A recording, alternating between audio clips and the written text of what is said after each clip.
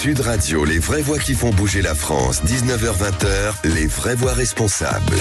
Les vraies voix responsables ce soir jusqu'à 20h avec Philippe David. Ça va mon Philippe? Ça va très bien, Cécile, en pleine forme. Et au sommaire de cette émission spéciale Fast Fashion, des vêtements achetés une poignée d'euros, importés de l'autre bout du monde pour être portés parfois quelques jours, puis jetés, Philippe. Le modèle s'est généralisé ces dernières décennies au détriment de la planète, de l'emploi en France, mais aussi des conditions sociales des travailleurs employés dans ces usines. Cette fast fashion représenterait 4% de la consommation d'eau potable dans le monde et devrait provoquer un quart des émissions mondiales de gaz à effet de serre en 2050, selon des ONG. Et puis face à ça, comment relocaliser la production de vêtements, comment développer le Made in France, c'est ce qu'on va voir pendant une heure avec nos invités. On vous souhaite la bienvenue avec les vraies voix responsables.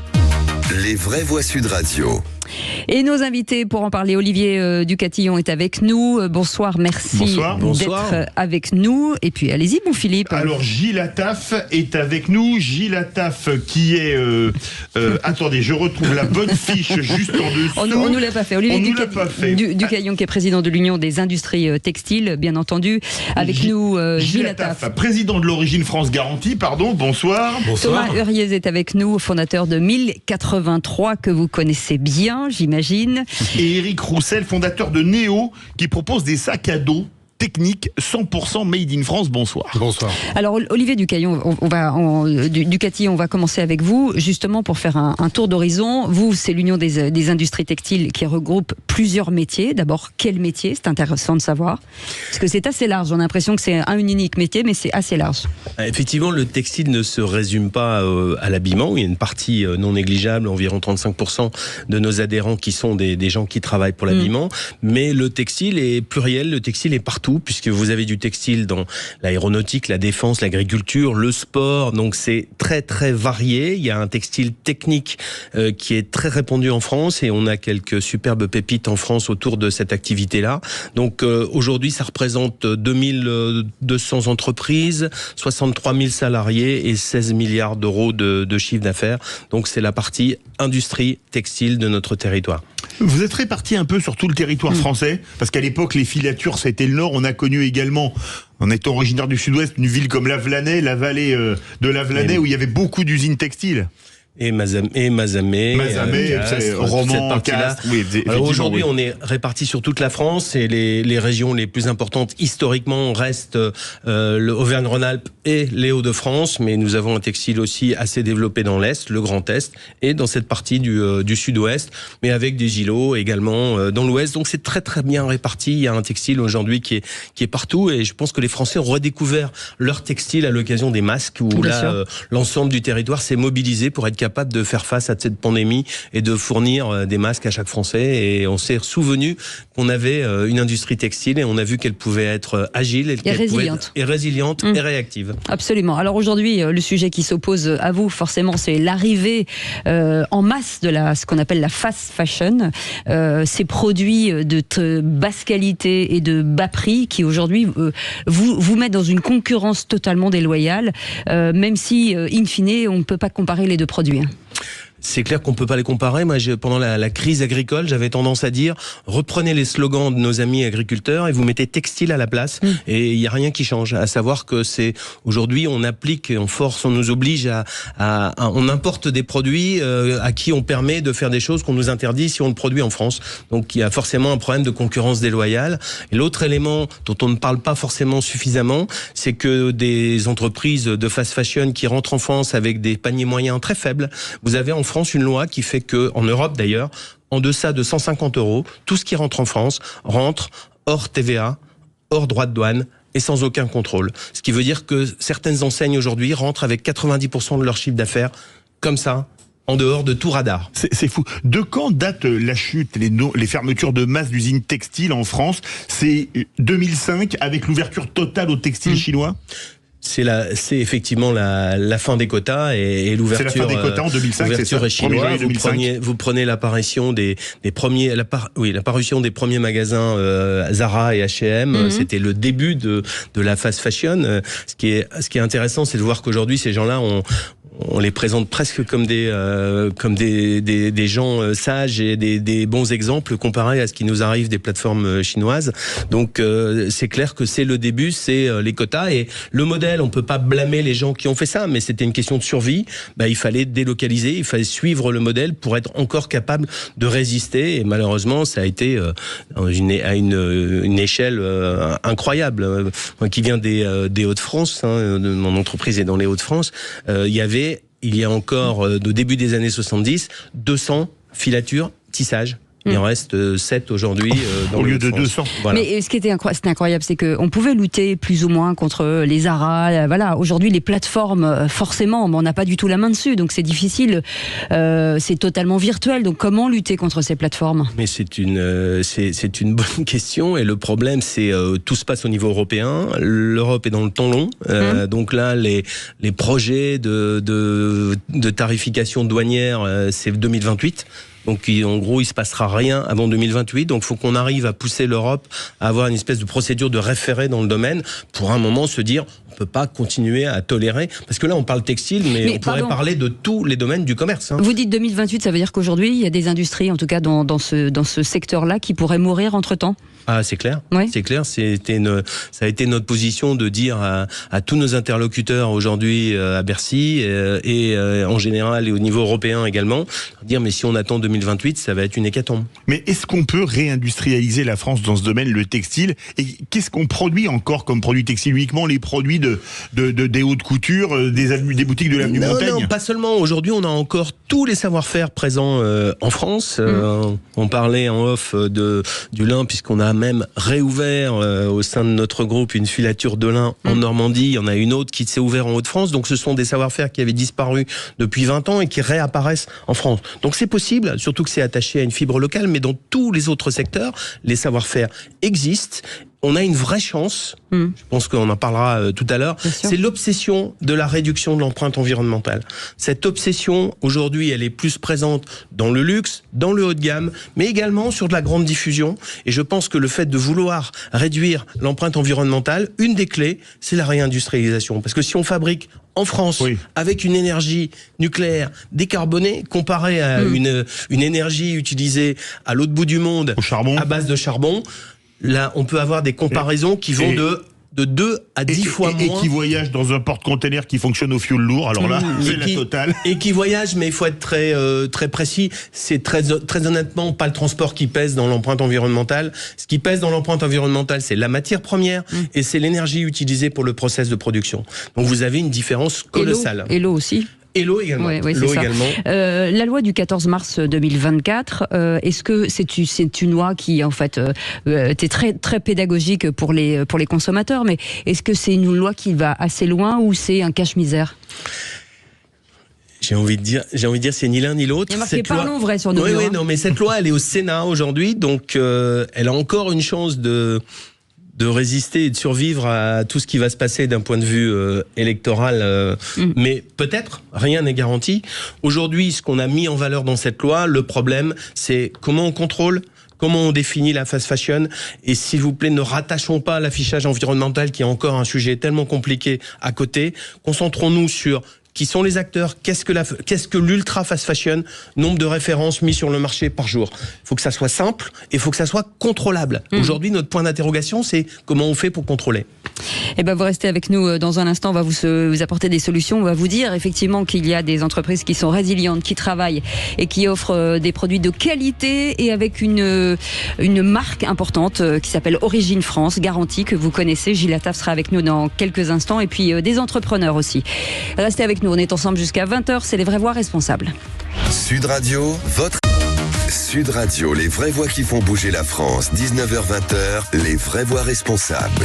Les vraies voix responsables avec nos invités aujourd'hui, Olivier Ducatillon qui est avec nous, président de l'Union des industries textiles, Gilles Attaf qui est avec nous, qui sera avec nous dans quelques instants, président de l'Origine France Garantie, Thomas Huriez qui est avec nous, fondateur de 1083, et Eric Roussel, fondateur de Néo, le seul à proposer des sacs à dos techniques 100% made in France. Alors il y a quelques instants, vous avez un état des lieux forcément de cette fast fashion, je ne sais plus comment on dit déjà, mais aujourd'hui il y a des vrais sujets, puisqu'il a fallu créer un label, ce qui est le cas de Origine France Garantie, Gilles Attaf, pour garantir, puisqu'il y a quand même beaucoup de flou sur ce Made in France aujourd'hui, mais en tout cas cette norme valide à 100% que le produit est français.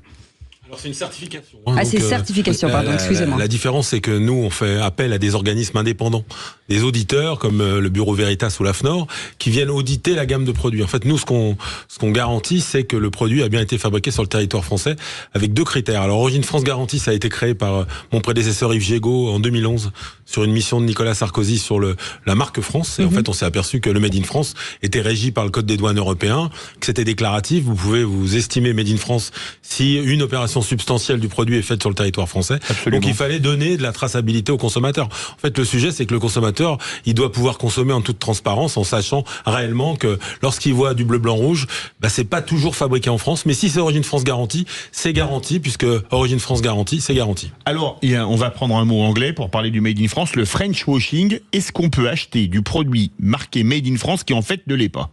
Alors il y a 2 choses. Il y a le code des douanes. Donc déjà là vous pouvez être made in France si vous respectez le code des douanes. Donc vous êtes made in France, mais vous n'avez pas les caractéristiques essentielles du produit qui sont prises sur le territoire français obligatoirement, contrairement à nous, puisque on a 2 critères nous qui sont fondamentaux. Le critère A, c'est à minima 50% du prix de revient unitaire sorti d'usine qui doit être française, et toutes les caractéristiques essentielles du produit qui doivent avoir été prises sur le territoire français.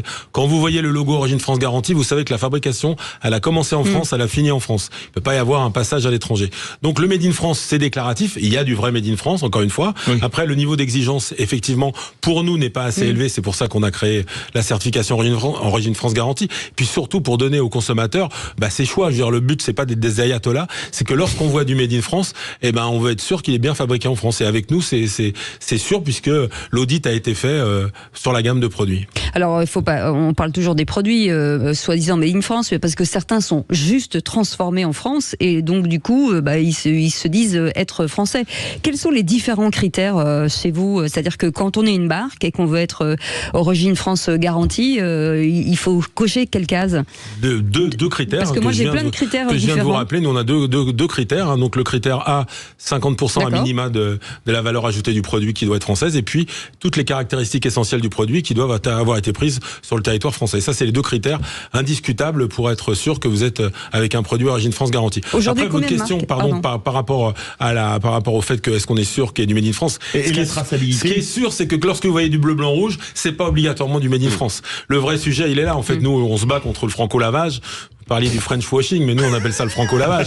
Parce que lavage dans le textile, c'est normal. Voilà, c'est pour ça que j'utilise ce terme. En fait, lorsque souvent vous voyez du bleu, blanc, rouge, beaucoup de bleu, blanc, rouge, méfiez-vous et regardez les étiquettes, parce que c'est pas du tout un gage de sûreté sur le fait que ce soit fabriqué en France. Et d'ailleurs, nous on se bat contre l'interdiction du drapeau français sur les produits qui sont pas fabriqués en France. Ce qui n'est pas le cas aujourd'hui, puisqu'on a essayé de faire passer à plusieurs reprises cette loi, mais ça a jamais été. Alors la Suisse, par exemple, vous pouvez pas utiliser le drapeau suisse si un produit a pas été fabriqué en France, ce qui est pas le cas en France. Alors la bonne nouvelle quand même de tout ça, c'est que quelque part le Made in France fait vendre. S'il y a des gens qui veulent utiliser l'immatériel, l'image de la marque France, c'est que ça a une vraie valeur. Mais il faut être vigilant, il faut être prudent, et il faut regarder des marques, comme 1083, qui le maître de Mester, qui sont certifiés Origine France Garantie. Là, vous regardez l'étiquette et vous êtes sûr que ça participe au modèle social français. Parce que le sujet de tout ça, c'est que derrière ça, il y a des emplois, il y a des territoires. sûr. Et ça participe à notre économie. Olivier Ducatillon, forcément, depuis que est arrivée cette certification, ça a un peu changé la vie du Made in France aujourd'hui. Oui, je pense qu'il y a l'arrivée de la certification, il y a l'effet Covid et les problèmes de souveraineté, et c'est le consommateur à un moment qui aujourd'hui, comme je dis toujours, c'est d'actualité, mais on a tous deux droits de vote, c'est dans les urnes, mais c'est aussi dans ce qu'on consomme. Et le consommateur a décidé qu'il voulait en savoir plus. Traçabilité, transparence sont les maîtres mots, et ce qu'apporte Origine France Garantie, c'est justement de rassurer et de pouvoir dire aux consommateurs, vous inquiétez pas, vous n'avez pas été trompé par la marchandise. Thomas Huriez, on dit Huriez ou Hurier? Moi je dis Huriez, mais moi je vais dire comme vous. Pour surtout. vous avez raison. Thomas Huriez, fondateur de 1083. Alors c'est une marque dont on a entendu énormément parler, qui est assez récente, même si pour nous, même si pour vous c'est beaucoup de travail depuis des années, mais c'est une marque de jeans. 1083, c'est entre le moment où il est fabriqué, c'est le nombre de kilomètres maximum, puisqu'on est vraiment en circuit court avec vous. C'est la distance entre Menton et Postpordin, c'est ça les deux... Postpodère, pardon, entre le Finistère et dans les Alpes-Maritimes. C'est ça en fait, notre démarche c'est de relocaliser petit à petit toutes les étapes de fabrication d'un jean. Donc on a commencé par le tissage et la confection, c'est ce qui nous a permis d'être certifié Origine France Garantie, parce que la déclaration du Code des douanes Made in France pour le jean ne demandait que la confection. Comme dans l'histoire du jean, le denim est la part française du jean, qui doit son nom à la ville de Nîmes. Pour nous, c'était indispensable que tous nos jeans soient en denim français. Et donc, on est allé chercher la certification Origine France Garantie parce qu'elle était mieux disante que la simple déclaration Made in France. Et donc, on a relocalisé en effet le tissage et la confection à moins de 1083 km de chez vous, si vous habitez dans l'Hexagone, parce que cette diagonale, elle est entre Menton et Porspoder, c'est un petit village au nord de Brest. Et petit à petit, on relocalise de plus en plus l'amont de tout cela, avec la teinture, la filature et même la production de coton en France. On travaille aussi le lin, on va travailler le chanvre avec le maître de Lester. En fait, il y a toute une démarche collective de relocalisation qu'on porte les uns les autres et qui est tractée en effet par les consommateurs. Mais est-ce qu'on n'est pas un peu dans un monde de dingue? La France, c'est le premier producteur, premier exportateur mondial de lin. Vous avez d'ailleurs des vêtements en lin. Comment expliquer qu'on fait faire 10 000 km aller, 10 000 km retour au lin, une fois pour l'envoyer brut et pour qu'il revienne tissé? Est-ce qu'il n'y a pas un problème? Est-ce qu'on n'est pas un peu chez les fous? Mais il y a un problème dans tous les secteurs d'activité, dans toutes les filières. On a pendant des décennies, on nous a dit que on fabriquerait plus rien en France. Donc là, le textile, comme les autres, on nous a dit que l'atelier du monde serait en Chine, que la France serait un pays tertiaire. Donc c'est ce qu'on a vendu à tout le monde. Donc aujourd'hui, il faut recréer ces filières. Donc c'est très compliqué. La filière du lin, en plus, effectivement, a la matière première, puisqu'on est le premier producteur de lin au monde. Donc effectivement, c'est complètement aberrant de se dire qu'on est les premiers producteurs de lin et qu'on envoie faire le filage, le tissage au bout du monde et qu'ils reviennent chez nous. Donc c'est absolument terrible. Donc effectivement, c'est un vrai problème. On marche sur la tête, mais on marche sur la tête depuis des décennies. Et tout le monde a sa part de responsabilité. C'est pour ça qu'aujourd'hui, il faut la jouer collectif. Il faut qu'on soit tous ensemble sur le sujet de la réindustrialisation, quel que soit le secteur d'activité et quelle que soit la filière. Parce que tout à l'heure, Olivier parlait des masques. La filière textile est devenue une filière stratégique du jour au lendemain quand on lui a demandé de fabriquer des masques, alors qu'avant, on n'était pas stratégique. Donc ça veut dire qu'un pays, il a besoin de produire et que ça peut être un beau sujet, une belle cause nationale autour de la production, et ça me semble un moyen de rassembler tout le monde. Eric Roussel est avec nous, fondateur donc de Néo, le seul à proposer des sacs à dos techniques 100% Made in France. Est-ce que on dit toujours aujourd'hui que quand on veut faire du Made in France, c'est très compliqué, c'est-à-dire qu'on se heurte à des normes, c'est déjà de mettre en place ce type d'entreprise, d'industrie, c'est toujours très difficile. Vous posiez la question il y a 2 minutes de savoir pourquoi. Il y a d'abord le nerf de la guerre, l'argent. Oui. Aujourd'hui, quand nos concurrents fabriquent en Chine ou au Vietnam des sacs à dos, la différence de salaire est de 6 à 12. Donc à partir de là, le premier problème, il est là. La réindustrialisation en France, il faudrait qu'on soit un petit peu plus compétitif sur les salaires. Et puis après, ou alors essayer de les compenser, avoir des mesures qui permettent de compenser tout ça. Mais un des premiers soucis, c'est ça. Et aujourd'hui, on se retrouve avec des produits qui sont difficilement compétitifs. Alors en Asie, ils n'essayent pas trop de travailler sur les temps de production. Nous, on y passe énormément de temps à essayer d'être de plus en plus productifs. Quand on voit justement les coûts de production et des conditions de travail dans des pays comme le Bangladesh, on se souvient de l'effondrement du Rana Plaza qui avait fait 1100 morts. Est-ce que les entreprises qui font fabriquer dans les pays à bas coût ont désormais une charte éthique quand même, parce que c'est important? Qu'est-ce qu'il veut répondre? Oui, ils ont des chartes. Il y a en effet le sujet du coût du travail, on en parle beaucoup. Bien sûr. Mais moi, je trouve qu'on exagère un peu, on force le trait, ou on en fait un élément essentiel, alors qu'il y en a d'autres. Si vous achetez du gruyère râpé au supermarché, il sera pas cher. Vous aurez de l'entrée de gamme, du moyen de gamme, du haut de gamme, et il sera tout made in France. Et donc, en fait, il n'y a pas de lien entre le pays et le niveau de gamme. Vous prenez les téléphones portables, entre un Wiko à 100 € et un iPhone à 1000 €, ils sont tous fabriqués en Chine. Donc, en fait, c'est un peu court de réduire la compétitivité du Made in France au coût du travail. Dans la mode, il y a un autre truc qui est très important, c'est le modèle de distribution.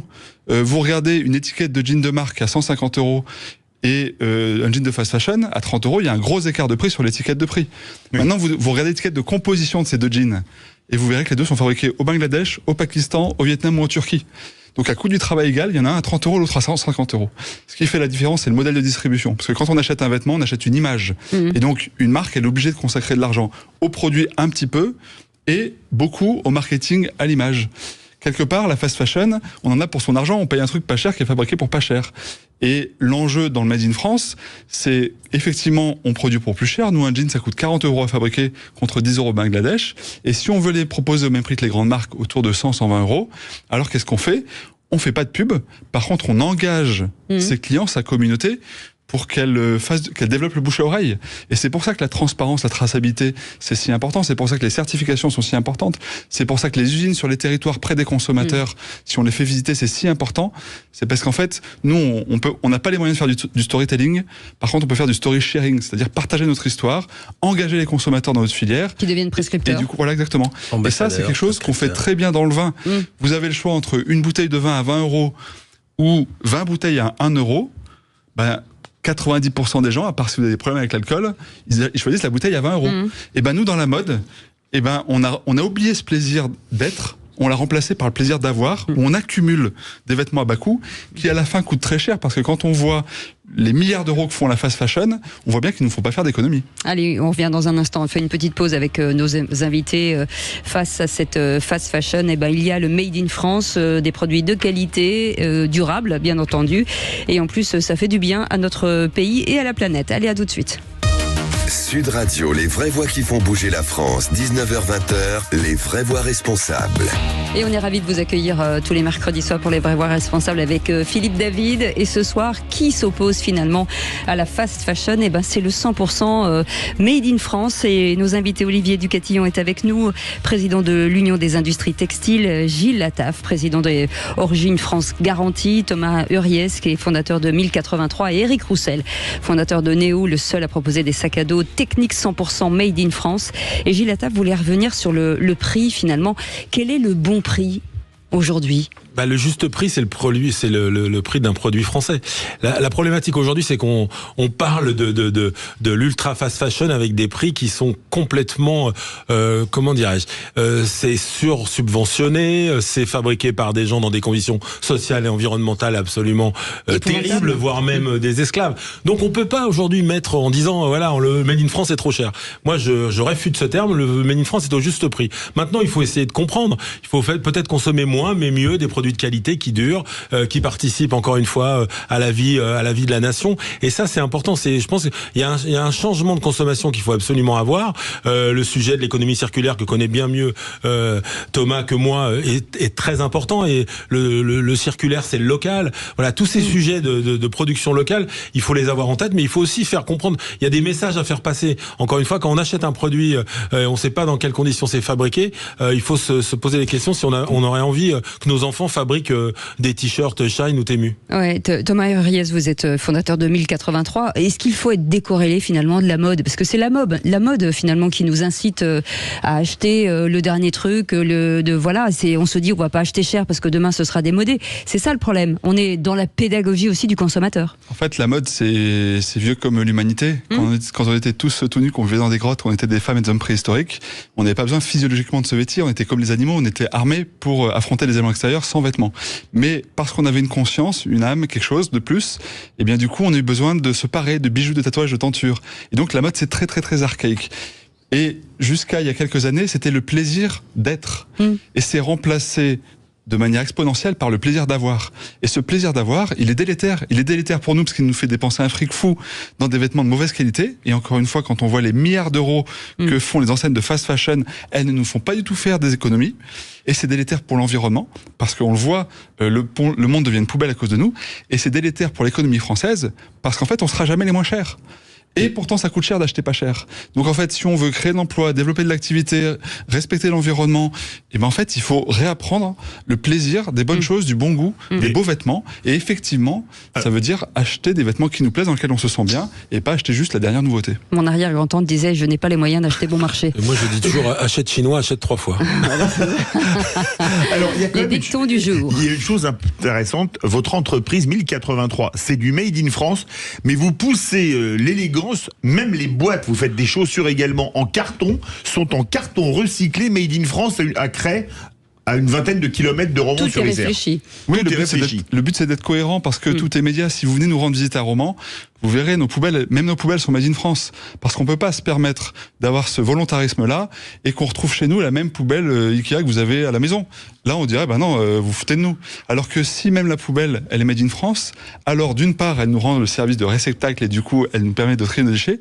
Et le deuxième élément, c'est qu'elle résonne avec le projet, qu'elle montre notre cohérence et du coup, elle accélère l'engagement des consommateurs. Donc tout ça, c'est très important. La crédibilité, la cohérence, ça, c'est un puissant levier d'engagement des consommateurs. Olivier Ducatillon veut réagir. Non, je voulais réagir parce que j'admire ce que fait Thomas et c'est exemplaire. Simplement, c'est pas toujours faisable et je pense que promouvoir le fabriqué en France et la réindustrialisation, c'est accepter aussi que on y aille pas à pas et que des gens qui faisaient tout en grand import, vont commencer à faire une petite partie en France, et après une autre, et après encore une autre. Et donc là, on n'est pas dans le même modèle, parce qu'on ne sera jamais sur du 100%. On avance, c'est ça que vous voulez dire. C'est d'y aller pas à pas, pour encourager les initiatives, encourager tout ce qui va dans le sens de réindustrialiser, de recréer des emplois en France, mais ça ne peut être fait que dans le pas à pas. Après, on ne peut pas le faire dans le radical. On part de loin, il ne faut jamais l'oublier, on part de très loin. Par exemple, si je prends mon exemple, on fabrique des sacs à dos techniques, on peut avoir jusqu'à 40 matières à l'intérieur des sacs à dos techniques. Donc le problème, c'est que si on veut tout sourcer en France, c'est pas possible. Il n'y a pas tout. Donc on a de la mousse, on a certains tissus stretch qui sont là, on a des choses qui viennent d'Espagne, des choses qui viennent d'Italie. Il y a même des choses qu'on fait venir de Corée du Sud, parce qu'au bout du compte, il faut aussi penser que fabriquer en France, c'est donner un produit de qualité. C'est un produit qui va être plus cher, parce qu'il a le coût de la fabrication française. Mais il faut aussi avoir un produit qui soit de qualité. Et nous, par exemple, nos sacs, ils sont garantis à vie, parce qu'on veut donner quelque chose de durable. Et dans ce cas-là, il faut aller chercher les meilleurs matériaux au meilleur endroit. Et l'industrie textile en France a tellement été dévastée qu'aujourd'hui, pour fabriquer mes sacs à dos, je peux pas tout sourcer en France. Donc, ce qui est quand même dingue. Comme on le disait, il faut y aller étape par étape. Nous, déjà, on fabrique 100% en France. On priorise les matières premières en France, mais on ne peut pas tout sourcer en France. Thomas Riez, vous vouliez réagir? Oui, c'est tout à fait juste. Nous, on est parti d'une feuille blanche, donc on a eu l'ambition totale dès le début. Et quand on est en transition, c'est pas simple. Mais pour autant, c'est ce cap qu'il faut viser là. Parce que si on réduisait le Made in France juste à la confection, c'est pas cool pour les tisseurs. Si par contre on oublie les filateurs, c'est pareil. Donc en fait, un vêtement, ça pousse pas sur un arbre. Il y a plein d'étapes de fabrication, au moins 8. Chaque métier a un savoir-faire. Chaque savoir-faire nourrit une région, des métiers, des écoles, plein de choses. Et donc chacun d'eux est important. C'est pour ça qu'en fait, notre idée générale, c'est de relocaliser au plus proche à chaque fois. Des fois on y arrive, des fois on n'y arrive pas. Mais par contre, à chaque fois, on cherche à avancer. Gilles Attaf, l'origine France garantie, ça rayonne à l'international? Absolument. Nous, on a la moitié de nos adhérents qui sont en B2B, en moitié donc en B2C. Et, business to business, c'est-à-dire qu'on vend entreprise à entreprise et business to consumer au consommateur direct. C'est pour les auditeurs. Absolument, pardon, tout à fait. Et oui, parce que monsieur sait, forcément. Non, mais l'auditeur ne le sait peut-être pas. Il s'avère qu'effectivement, ça a une vraie valeur à l'international. Et d'ailleurs, c'est toujours étonnant parce que nous, pendant des années, moi qui suis un militant de la production française depuis des années, avant, c'était peut-être un peu ringard ou au mieux ringard, au pire nationaliste de promouvoir le Made in France. Et là maintenant, aujourd'hui, les choses commencent à bouger. Mais étonnamment, à l'étranger, on a encore une très bonne image. L'image à l'étranger, elle est très bonne de la production française. Et donc là, elle rayonne la certification à l'étranger. Nous, nos adhérents qui effectivement vendent à l'étranger à des revendeurs, c'est pour ça que je parlais de B2B, me disent pour nous, c'est un formidable atout. Maintenant, il faudrait que la France fasse aussi le même chemin, c'est-à-dire que par exemple sur la commande publique, les sujets de la production française soit pris en compte, parce que nous, c'est un de nos chevaux de bataille avec Origine France Garantie. Aujourd'hui, on doit récupérer... vu que certains uniformes de notre armée sont importés maintenant. Mais les uniformes aussi pour l'école, en ce moment. Donc, il y a un vrai sujet avec les uniformes pour l'école.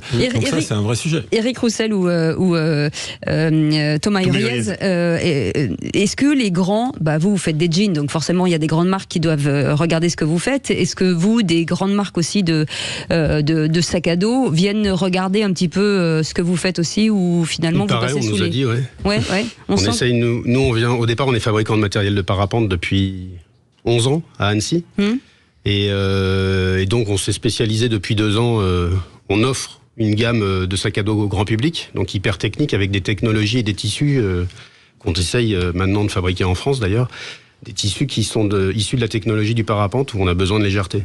Et donc on essaye de proposer des choses durables, parce que le parapente, une sellette de parapente, il faut pas que ça casse. C'est beau mieux. C'est mieux. Donc on essaie de proposer des choses durables et des produits hyper techniques et hyper légers. Donc effectivement, aujourd'hui, on a des gens, paraît-il, qui regardent un petit peu ce qu'on fait, parce qu'on arrive avec une autre approche technique. Et avec vous, on revient dans un instant, ce sera le teasing. Est-ce que les grandes marques viennent vous regarder? On verra dans quelques instants. En tout cas, c'est les Vraies Voix Responsables. On est ensemble jusqu'à 20h. Et merci beaucoup, messieurs, pour cette émission passionnante. À tout de suite. Sud Radio, les vraies voix qui font bouger la France, 19h-20h, les vraies voix responsables.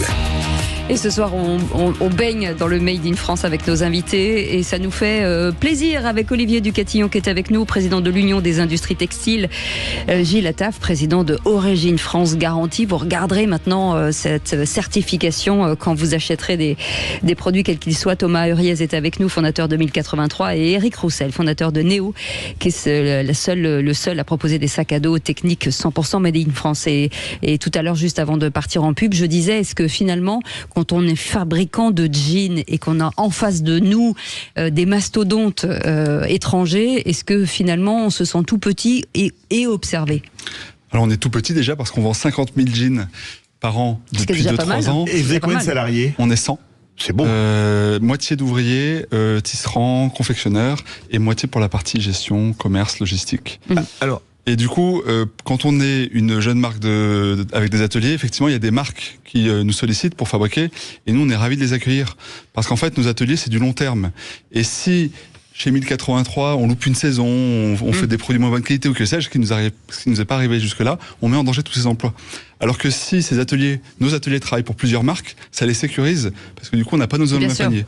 Et donc, nous, on est ravis d'accélérer la transition de marques qui savent pas comment prendre le Made in France et qui réapprennent à faire des produits en France grâce à nous. Olivier Ducatillon, pardon, je rebondis sur les uniformes, les 72 000, ou je sais plus combien, millions d'uniformes que nos collégiens et écoliers vont porter. Est-ce que c'est du 100% français? Vont peut-être porter. Est en phase d'expérimentation, et malheureusement on a déjà vu que sur la phase d'expérimentation, il y avait déjà malheureusement des sourcings très lointains sur les premières expérimentations. Donc on essaye juste d'alerter les pouvoirs publics, et en fonction des pouvoirs publics qu'on aura demain, on continuera cette quête pour leur dire, à un moment, si ces uniformes-là, ils sont pas faits en France, ces tenues scolaires sont pas faites en France, là, il y a de quoi tomber sur la tête. Après, il faut être quand même très lucide, à savoir que si vous prenez les chiffres qui sont annoncés aujourd'hui, les 6 par le nombre de collégiens et de lycéens, ça fait 72 millions de vêtements. Aujourd'hui, il faut être très clair, il faut pas raconter de conneries. On n'est pas capable de fabriquer 72 millions de vêtements aujourd'hui sur une année, mais en revanche, c'est le moyen, et c'est ça qu'on doit préparer tous ensemble, de dire comment on peut réindustrialiser, recréer des ateliers, travailler des équipements sur 5-6-7 ans. Et travailler avec tous les partenaires, toutes les autres fédérations qui sont impliquées sur ces uniformes, parce qu'aujourd'hui, nos entreprises... Ça veut dire qu'il va falloir former des gens. Il va falloir former des gens. Okay. C'est un vrai souci. La compétitivité, on peut la retrouver sur les volumes aussi. C'est important. Aujourd'hui, les ateliers ont des petits volumes de production. On cherche à gagner de la compétitivité. Si on a une vision sur le temps long, et en plus on a des volumes de production, on va pouvoir réindustrialiser nos territoires et les filières. C'est un vrai sujet. C'est pour ça que la commande publique peut être un formidable levier de réindustrialisation, mais il faut prendre ses responsabilités. Je suis désolé, nos écoliers, à terme, il faut qu'ils soient habillés en Made in France. Éric Roussel, dans votre entreprise, vous avez un problème pour recruter a priori, c'est bien ça? Ouais, des couturières notamment? Ouais, bon, déjà, on a la particularité d'être à Annecy. Donc, à Annecy, c'est pas là que le prix pour se loger est le plus bas. Oui. Donc, ça, c'est un problème. Et puis, il y a la concurrence suisse qui est pas très loin pour les salaires. Il y a aussi la concurrence suisse, ouais. On va les déplacer, si vous voulez. On va les mettre ailleurs. Elle va déplacer des montagnes, là. Donc bon, il y a cette particularité-là. Mais après, nous, aujourd'hui, on recrute de partout en France et on recrute à un niveau... toutes nos couturières ont à peu près un niveau BTS. Ah oui. Oui, parce que une sellette de parapente, si on parle des sellettes de parapente qu'on fait aussi, on peut assembler jusqu'à 340 pièces de tissu. Donc il y a des éléments de sécurité, pièces, donc ça monte jusqu'à 25 heures. C'est quel BTS pour ceux qui nous écoutent pour faire une formation comme ça? Il y a différents, il y a des BTS de modélistes, de sites de stylistes, de productiques au niveau du textile. Enfin, il y a différentes choses. C'est des gens qui ont en général été formés en couturière et puis après qui ont essayé de se spécialiser dans des travails textiles. Et donc la difficulté pour nous, c'est d'abord de recruter. Et après, une fois qu'une couturière rentre chez nous, elle est d'abord, c'est des couturières pro vêtements en général pour le textile vêtements. Et on les forme au métier de sellier, puisque nous, fabriquer un sac à dos, une sellette de parapente, c'est coûte du fin et de l'épais. Donc on est obligé de les former au métier de sellier. Et donc à partir de ce moment-là, il faut à peu près 8 mois. Et puis, pour devenir maître couturier chez Néo, il faut à peu près 4 ans, 3 à 4 ans, pour pouvoir maîtriser tous les produits qu'on fait en sécurité et avec l'excellence qu'on cherche à avoir. Et vous êtes combien à travailler aujourd'hui? Aujourd'hui, dans l'entreprise, on est 30 personnes et il y a 20 personnes à l'atelier. Ah oui, c'est beau. C'est ce qu'on appelle les savoir-faire français. 1083 aussi, j'imagine que ça a été peut-être compliqué au début de réunir tous ces talents et toutes ces expertises, parce qu'un jean, ça se fabrique et il y a une façon de le faire. Oui, c'est exactement les mêmes problématiques que dans le sac à dos. Moi, je rajouterais qu'en plus des enjeux de formation, de recrutement, il y a l'enjeu de redévelopper la culture industrielle en France. On fait mal à nos usines quand on appelle tous ces métiers-là opérateurs. On nie finalement leur savoir-faire quand les appelle tous avec le même métier. On fait mal à nos métiers manuels quand on nomme le ministère de l'enseignement supérieur pour consacrer les métiers intellectuel de supérieur, ce qui est terrible pour les métiers manuels. Et une vraie noblesse pour le métier manuel, qu'on a oublié. Une vraie noblesse. Ils reviennent, tous ces métiers de la main. Aujourd'hui, ça revient un petit peu. Ouais, mais il y a un vrai sujet, peut-être qu'il faut qu'on prenne exemple sur les artisans. Aujourd'hui, les artisans sont devenus des gens reconnus. Bien sûr. Et c'est vrai qu'il faut qu'on ait cette transformation. Enfin, l'industrie, il faut redonner envie d'industrie. Et ça, c'est très important parce que il faut qu'on ait un récit à porter pour le Made in France. C'est important de porter ce récit. Mais quand vous parlez du Made in France, les uniformes Made in France, vous êtes en contact avec les pouvoirs publics. Est-ce qu'on vous regarde comme un ovni ou est-ce qu'on vous dit on commence enfin à en prendre un peu conscience? Non, Olivier Ducatillon. Ils en prennent conscience, mais il y a une chose que nos auditeurs savent peut-être pas, c'est que pour les pouvoirs publics, il faut que ça soit facile. Si vous impliquez trop de départements différents pour les coordonner tous ensemble ou différents ministères, c'est compliqué. C'est le fil rouge sur le bouton rouge, le vert sur le bouton vert. Ce qu'on leur a proposé, c'est de dire faisons un appel d'offres unique qui soit mutualisé, qui soit centralisé. Et on définit avec tous les gens qui sont concernés, les modèles, les patronages, on fait un modèle unique et on s'occupe, nous, de tout le reste avec, encore une fois, tous les acteurs concernés. C'est pas nous dans notre coin, c'est tous main dans la main pour pouvoir relever ce défi. Et encore une fois, c'est des emplois créés et c'est des choses qui sont normalement complètement logiques de se dire nos tenues scolaires, elles doivent être fabriquées en France, ça paraît évident. Comme pour les Jeux Olympiques, on a loupé les JO, ne loupons pas les tenues scolaires. Ouais, juste un petit mot sur l'actualité. Est-ce que cette séquence aujourd'hui a un impact important, en tout cas sur les entreprises dans les territoires? L'impact à court terme, c'est que pour l'instant tout est gelé, donc ça a un impact très important. Et le pour l'instant peut durer longtemps. Et le pour l'instant pourrait durer très longtemps en fonction des résultats et des scénarios qui vont être proposés. Donc c'est pas fait, on n'a pas besoin de ça. Mais moi je dirais juste une chose pour conclure là-dessus, c'est ne comptons pas trop sur les pouvoirs publics, sauf pour la commande publique, mais pour le reste, essayons de travailler ensemble la chaîne de valeur, les nouveaux partenariats, des nouveaux modèles, se parler, échanger, réapprendre à travailler avec le tissu français qui existe et le construire ensemble. C'est vraiment ce qu'on va être obligé de faire. De toute façon, il n'y a plus d'argent dans les caisses, il va falloir se débrouiller. Oui. Un petit mot, peut-être de fin? Oui, la période elle est pas simple, mais nous ce qu'on se dit c'est que quand on vend 50 000 jeans sur un marché de 67 millions, même si le marché se réduit de 20% et qu'on tombe à 55 millions, on doit garder un esprit de conquête. Il y a encore de la main. Et tiens, vous arrivez à exporter maintenant, vous, chez Néo, Éric Roussel? Oui, nous, sur notre activité de départ, le parapente, on est très connu et on est un petit peu une marque iconique. Donc on est la marque haut de gamme du parapente, donc on arrive à exporter dans 30-40 pays. Ah oui, sur le sac à dos, on fait à peu près 60% de notre chiffre à l'export. Magnifique. Il nous reste 20 secondes. Oui, je voulais juste te dire que le produit en France, c'est un choix de société. Donc je pense que ça peut rassembler tout le monde et redonner peut-être de refaire nation autour de ce projet de reproduire dans nos territoires. Merci beaucoup Gilles Attaf d'avoir été avec nous, président de Origine France Garantie. N'hésitez pas à regarder s'il y a cette certification avant d'acheter. Olivier Ducatillon, merci beaucoup. Vous êtes président de l'Union des industries textiles. Merci Thomas Huriez, fondateur de 1083, et merci Éric Roussel. Si vous allez à Annecy, allez donc les voir aussi, fondateur de Néo. Vous pouvez visiter nos ateliers. Ouais. Et voilà, le seul à proposer des sacs à dos techniques 100% made in France, et vous verrez des savoir-faire français, et ça on aime beaucoup. Philippe David, en matière de savoir-faire français, on se retrouve demain à 17h et vraiment à l'heure, l'horlogerie comtoise, si on va dire ça comme ça. À 20h02, l'essentiel de Sud Radio, à 20h le flash, mais tout de suite Cécile de Vénibus, Sud Radio à votre service. Et on se retrouve demain avec Maxime et Aude, qu'on remercie, et nos équipes bien entendu. Passez une belle soirée et on se retrouve avec les vraies voix demain.